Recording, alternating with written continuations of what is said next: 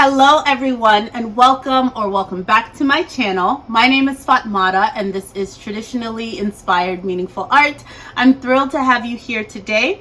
In this episode, I wanted to talk to you a little bit about my common pattern hacks or alterations that I do to get patterns and garments that really feel like they suit me. But these are going to be the hacks that I often use if I want to make something maybe a bit more modest, right? And modesty is a spectrum, but a bit more modest maybe than the actual pattern is, or if I just want to make the style a bit more me. So you see me talk a lot about hacking in my videos, I'm sure, if you've been on this channel before, and I wanted to kind of just dive into some of the common ones that I do over and over and over again.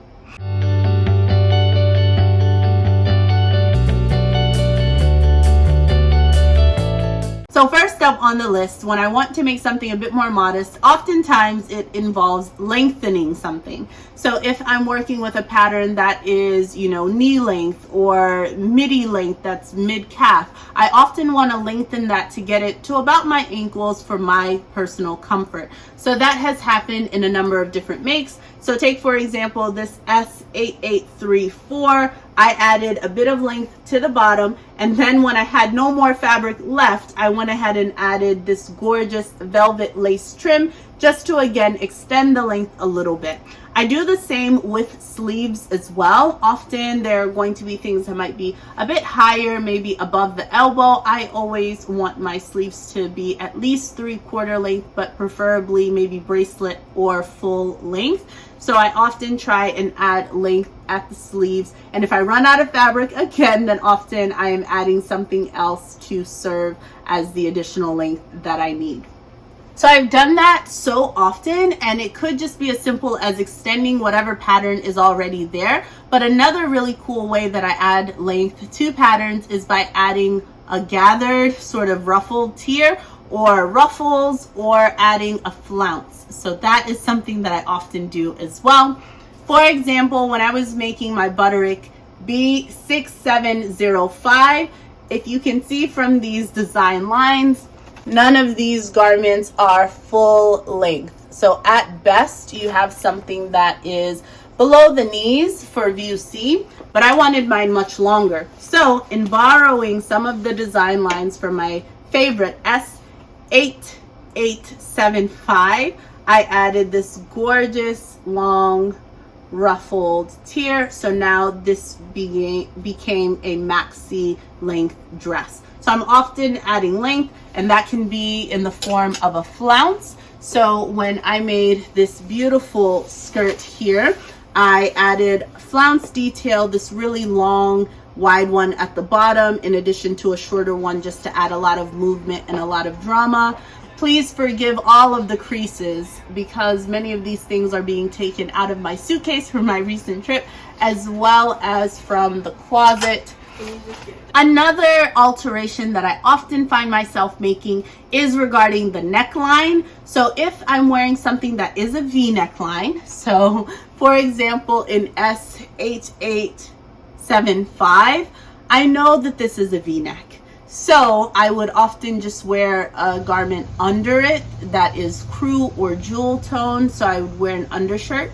But if I wanted to sort of change that altogether, I have in the past taken a V neckline and made it a jewel neckline.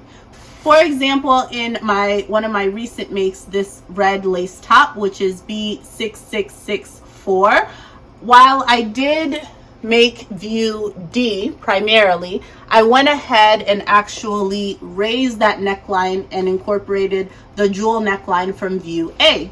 So that was an alteration, just so I would not have to ever think about what I need to put under this or layer and those sorts of things. Because the fabric is so decadent and beautiful, I didn't want to have to try and match the exact same red or have the outfit thrown off. So I just raised the neckline all together. So altering a neckline is something that I often find myself doing. Another thing that I often omit or try and figure out a way to get rid of are any of those like peephole, keyhole openings that they often have in a bodice. My bust is not that large anyway, so if that is often used in a pattern to give space just in case you need to like move, I usually don't need it that much, again, because my bust doesn't fill it out that much.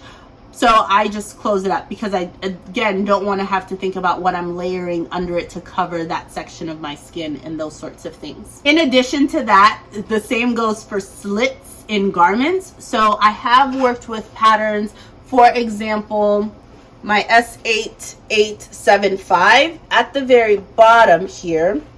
The flounce detail that they have is meant to be open from where you join it to the rest of the skirt.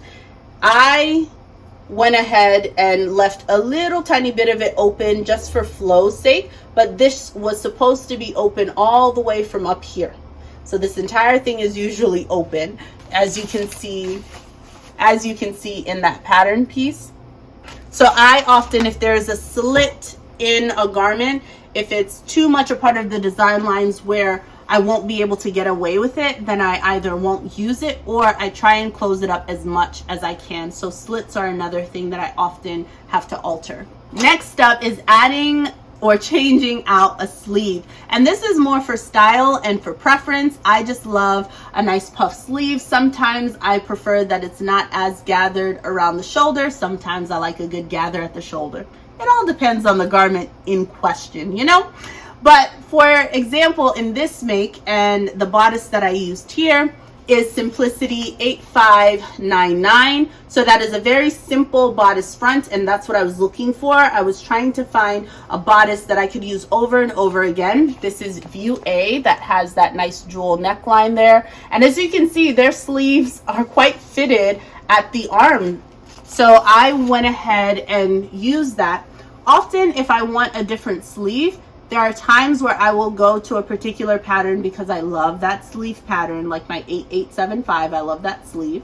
But other times, for example, when I'm working with this, I will take that pattern piece for the sleeve from the pattern I'm working with and just fan it out on my fabric, right? And that way I know that I'm getting the wider bit at the bottom, so then it creates this sort of bishop sleeve that I really like. And I can do that on a set-in sleeve like the one I just showed you, but I've also done it in raglan sleeves, like with this butterick pattern that I previously showed. And what I did here, I made the sleeve really puffy and then fed it into a sheared cuffing that I made and self-drafted for this. So that was really nice, a great way for me to get a beautiful bishop sleeve look on this garment as well. So I love a good puff sleeve, and I'm always often hacking it onto garments. Additionally, something that I'm often doing, and this is more an alteration for fitting, is to increase or grade out patterns at the hip. So I might be considered pear shape or hourglass shape, one of those, dependent on how you call it, I don't know, but I'm definitely widest at my hip, and therefore I often need to grade out. So if there's something that is an A-line or a shift style dress, which does not usually suit me at all, but A-line things, anything that sort of flares out, I then grade it out a bit more, because to get from my waist measurement down to my hip in really short span of distance, I often have to grade out quite a bit. So that is something that I've done, and I've done that in some of these more fitted dresses where it's fitted towards the bodice and then has to come out quite a bit, and I just grade out on the pattern and often add additional tissue paper to extend beyond the pattern piece that I have. In addition to that, I might add in darts or remove darts depending on what it is that I want, or add a waistline seam. So most recently, as I've been trying to create this jumpsuit from a vintage Simplicity pattern that was in my make 9, I actually had to add a waistline seam, add these pleats so that it can take in some of the fabric here, and add darts to the back. So this was a really big hack that I wasn't even expecting or anticipating making, but after I made the garment as it was intended from the pattern, it just was not a good fit at all. So this is not typical, I would say. Like, this is not typical. This is a scenario where I think I got it wrong with sizing. I just cut a size that was way too big, And that led me to do many things that I don't think I should have had to do if the pattern was a good fit for me. Speaking of adding or removing, I have also removed seams before, and that is often based on the fabric. So for example, in this gorgeous coatigan that I made this year, I removed the center back seam simply because this fabric is so hefty and thick that I knew having to sort of lay those seams flat and press them and then connect them to the under collar and all of that stuff was just going to be a nightmare, and I didn't want to have to do that. So I omitted the seam altogether, folding that pattern piece to remove the 5/8 of an inch seam allowance that was included in the pattern and just cutting it out flat. I've done that in some other makes too. For example, when I was revisiting my S8834, for this particular make, I wanted to test out omitting that center front seam, and I did that by again folding back those 5/8 of an inch for the seam allowance. And I had to be mindful that for this particular pattern, because the ties, it has ties in the front that extend from the front, I had to cut that short to be able to have it cut on the fold without any issues. So those are some of the frequent, I think, changes that I often make when I'm making a pattern. I will often also swap like a regular zipper for an invisible zipper, mainly because I prefer invisible zips on certain garments. So some of my dresses, that has been an alteration that I've made, is just swapping that out when I read it in the instructions or in the requirements for notions.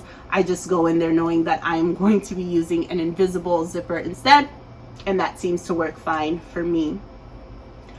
Otherwise, like, I'm trying to think what other things. I have also omitted a facing for lining. So I will line a bodice of something instead of using a facing at times as well. It does not take up less time or less material, but it does result in a nicer finish, in my opinion. And for certain garments or certain fabrics that I'm using, it is worthwhile sometimes for me to make that choice.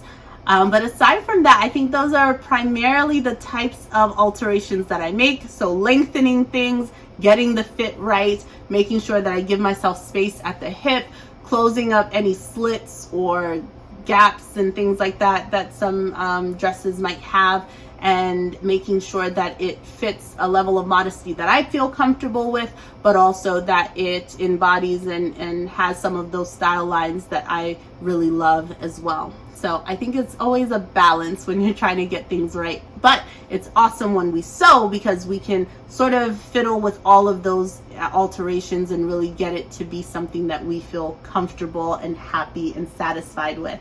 But yeah, I will almost add a flounce to anything. I love flounces, particularly if I have a fabric that is the same on both sides.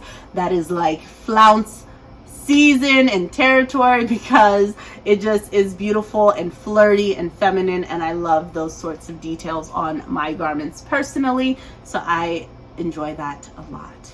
Okay, well, I hope that you've enjoyed learning about some of my common alterations and hacks that I do to my patterns.